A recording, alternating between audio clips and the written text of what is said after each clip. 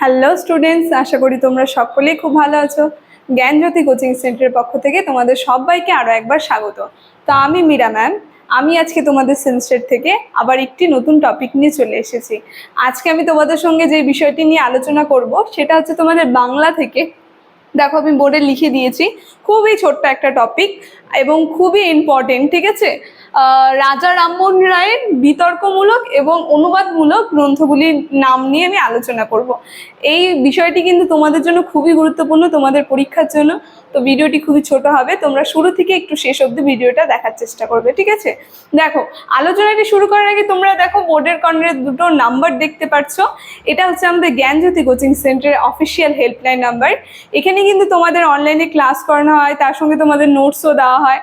তো তোমরা যদি আমাদের থেকে নোটস পেতে যাচ্ছ বা আমাদের সঙ্গে অনলাইন ক্লাসে যুক্ত হতে চাচ্ছ, তাহলে এই উপরে দেওয়া নাম্বার দুটির সঙ্গে যোগাযোগ করো, ঠিক আছে।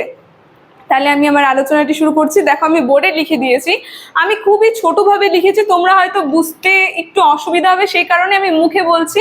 আমি যখন মুখে বলবো তখন তোমরা একটু খাতায় লিখে নাও।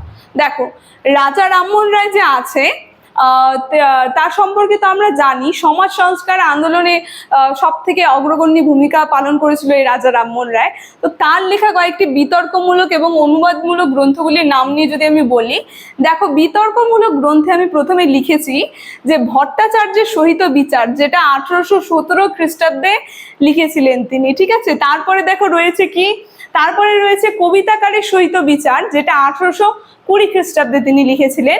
তারপরে লিখেছি আরেকটা, সেটা হচ্ছে গোস্বামীর সহিত বিচার, যেটা 1818 খ্রিস্টাব্দে তিনি লিখেছিলেন। তারপরে আরেকটা বিতর্কমূলক খুবই বিখ্যাত গ্রন্থের নাম যদি আমরা দেখি, সেটা হচ্ছে সহমরণ বিষয়ক প্রবর্তক নিবর্তক সংবাদ, যেটা তিনি লিখেছিলেন, একটা বিতর্কমূলক গ্রন্থ, খুবই বিখ্যাত যেটা। দেখো বিতর্কমূলক গ্রন্থ নিয়ে আমি বলে দিলাম। এখন অনুবাদমূলক গ্রন্থ যদি দেখি, অনুবাদমূলক গ্রন্থের দুটা নামই আমি লিখেছি।